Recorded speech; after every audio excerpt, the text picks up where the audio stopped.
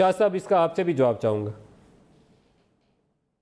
جی، بات یہ ہے کہ آپ دیکھیں کہ مودی صاحب نے پچھلے 3 سالوں میں 130 پوزیشن تھی گلوبل کمپیٹیٹیونیس انڈیکس کی انڈیا کی، آج وہ 40 نمبر پہ پہنچ گئی ہے۔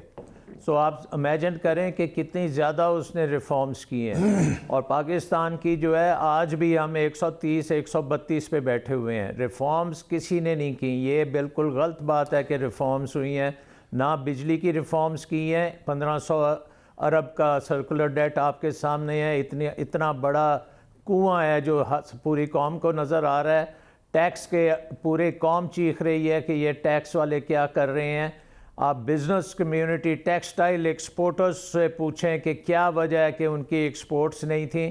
سب سے مہنگی بجلی تھی، سب سے مہنگی گیس تھی، اور اوپر سے آپ کی ایک ٹیررزم کی بھی ویو تھی، یہاں پہ کوئی آنے کو بھی تیار نہیں تھا۔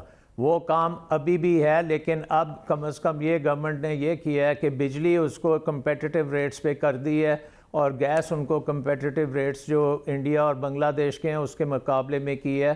اور اب جو انفارمیشن آ رہی ہے کہ ہیم ٹیکس میں بہت اچھے آرڈرز ملے ہیں، اور اب دوبارہ پاکستان نے جو کسٹمرز لوز کیے تھے وہ واپس آپ کو ملنے آ رہے ہیں۔ بٹ یہ پوائنٹ نہیں ہے، پوائنٹ اصل میں یہ ہے ڈاکٹر صاحب ٹیکس کیوں نہیں کٹا ہو بغیر آپ آگے 450 ارب کا ڈاکٹر ٹیکس صاحب سے ایک ذرا لائٹر نوٹ پہ سوال کر لوں۔ ایک بات ڈاکٹر صاحب ایک سوال کر لوں میں آپ سے کہ آپ کے پاس آپ کی گفتگو سن کے میرا دل چاہ رہا ہے سوال کروں کہ حلف کب اٹھا رہے ہیں؟ وہ 1 مہینے 5 ہفتے کے ہوں تو آپ اپنے روپے کو سپورٹ نہیں کر سکتے۔ یہ امپاسبل ہے کیونکہ آپ نہ تو ڈالر چھاپ سکتے ہیں، اور آپ ڈالرز بورو کرتے رہے ہیں، لیکن اب وہ بوروئنگ بھی آپ کی ختم ہو گئی ہے۔ احسن صاحب آپ سے سوال پوچھنا چاہتے ہیں سر۔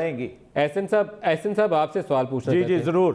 جی ڈاکٹر صاحب وہ آپ کی گفتگو سے متاثر ہو کے میں یہ پوچھنا چاہتا ہوں کہ حلف کب اٹھا رہے ہیں؟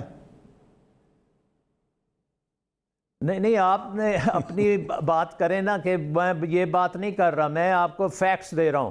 فیکٹس یہ ہیں کہ آپ نے ریفارمز نہیں کیے، P M L N government نے ریفارمز نہیں کیے۔ 2016 میں اگر ریفارم ہو جاتے تو آج آپ کے پاس سرکولر ڈیٹ 1500 ارب کا نہ ہوتا۔ اگر وہ ریفارمز اس وقت آپ کر لیتے ایز آف ڈوئنگ بزنس کے اور دوسرے جو تھوڑے سے مشکل کام تھے، تو آج ہم اس کرائسس میں بالکل نہ ہوتے۔ دیکھیے تو فیکٹ آف دا میٹر اس کہ اس وقت جو آپ کے نمبرز ہیں، اس وقت جو آپ بات کر رہے ہیں اپنی گروتھ ریٹ کی، وہ آپ ایک ایسی جو ہے کرائسس سے نکل رہے ہیں کہ آپ کے جو ہر انڈیکیٹر جو ہے وہ تباہ ہوا ہے، اس کو آپ نے ٹھیک کرنا ہے، اور اس کے بعد پھر آپ گروتھ کر سکتے ہیں۔